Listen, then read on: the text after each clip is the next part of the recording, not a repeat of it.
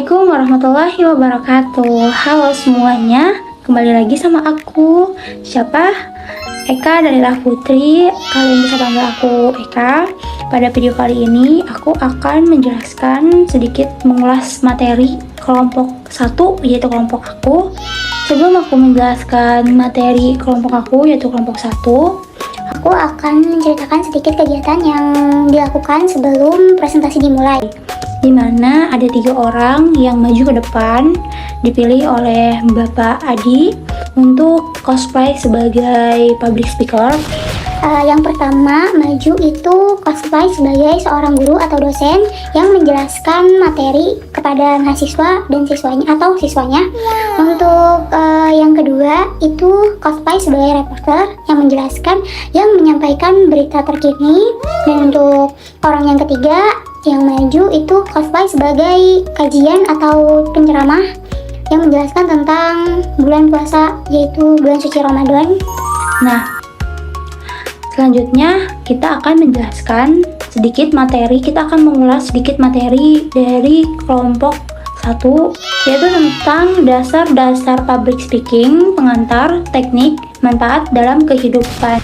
Nah, untuk penjelasan pertama itu adalah pengantar public speaking, di mana public speaking merupakan proses berbicara di depan umum atau di hadapan audiens dengan tujuan menyampaikan informasi, mempengaruhi, atau menghibur pendengar. Walaupun terlihat sederhana, sebenarnya public speaking membutuhkan latihan dan teknik agar pesan yang disampaikan bisa diterima dengan baik oleh audiens. Nah, selanjutnya adalah pengertian public speaking. Nah, public speaking dapat diartikan sebagai kemampuan seseorang untuk menyampaikan ide, informasi, atau pesan kepada audiens secara jelas dan bermakna. Jadi, bukan hanya sekedar berbicara, tapi juga bagaimana pesan tersebut bisa dipahami oleh pendengar. Nah, berikutnya adalah tujuan public speaking. Tujuan public speaking itu adalah untuk menyampaikan informasi, mempengaruhi audiens, menyampaikan pendapat, memberikan motivasi, serta menghibur pendengar. Selain itu, dalam beberapa referensi, tujuan public speaking juga dibagi menjadi 3 bagian, yaitu informatif, persuasif, dan rekreatif. Nah, selanjutnya itu adalah dasar-dasar public speaking, di mana kalau misalnya agar seseorang dapat berbicara dengan baik di depan umum, ada beberapa hal yang harus diperhatikan, seperti memiliki rasa percaya diri, menguasai materi yang akan disampaikan, mengelola kualitas suara, serta menggunakan bahasa tubuh yang baik. Selain itu, kemampuan public speaking juga perlu dilatih secara rutin ya teman-teman. Nah, selanjutnya itu adalah teknik vokal dan bahasa tubuh. Dalam public speaking, teknik vokal seperti intonasi, volume suara, kecepatan berbicara, dan artikulasi itu sangat penting agar pesan dapat disampaikan dengan jelas. Selain itu, untuk bahasa tubuh seperti kontak mata, ekspresi wajah, dan gerakan tangan juga dapat membantu membuat penyampaian materi menjadi lebih menarik untuk disampaikan kepada audiens. Nah, berikutnya itu adalah tantangan dan cara mengatasi demam panggung dan rasa kurang percaya diri, dimana demam panggung itu muncul karena rasa gugup ketika akan berbicara di depan umum, di depan banyak orang, dan kurang percaya diri itu terjadi ketika seseorang meragukan kemampuan dalam dirinya sendiri. Namun, demam panggung dan kurang percaya diri bisa diatasi dengan yang namanya persiapan yang matang ketika kita akan memulai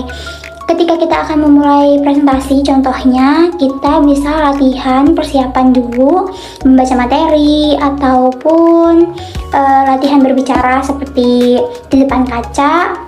Itu akan membuat rasa demam panggung dan kurang percaya dirinya itu mungkin menurun. Jadi kita bisa lebih percaya diri untuk kedepannya, begitu teman-teman. Nah, ada juga materi yang menjelaskan tentang manfaat public speaking di dunia pendidikan dan di dunia karir, di mana di dunia pendidikan membantu meningkatkan rasa percaya diri, melatih kemampuan berpikir secara sistematis, serta mendukung keberhasilan dalam kegiatan akademik siswa. Untuk di dunia karir itu dapat membantu meningkatkan Kemampuan komunikasi profesional memberikan keunggulan dalam proses rekrutmen kerja serta membantu membangun personal branding dan reputasi profesional.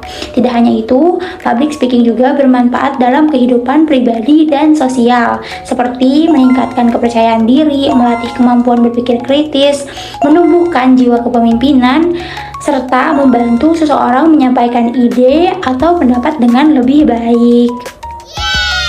Nah, untuk materi terakhir itu adalah etika dan sikap dalam public speaking. Nah, seseorang pembicara perlu memperhatikan beberapa hal seperti berkata baik, jujur, menghargai waktu, menggunakan bahasa yang mudah dipahami, serta bersikap sopan dan percaya diri saat berbicara di depan audiens. Itu adalah etika dan sikap yang harus public speaker miliki. Nah, mungkin teman-teman hanya itu saja yang bisa saya berikan di video kali ini. Semoga ulasan materi ini dapat bermanfaat untuk kalian semua, untuk kita semua di sini. Semoga kita bisa bertemu lagi di video selanjutnya. Amin. Mungkin cukup sekian yang bisa saya sampaikan. Kurang lebihnya saya mohon maaf. Wassalamualaikum warahmatullahi wabarakatuh. Bye semua, sampai jumpa di learning journal berikutnya.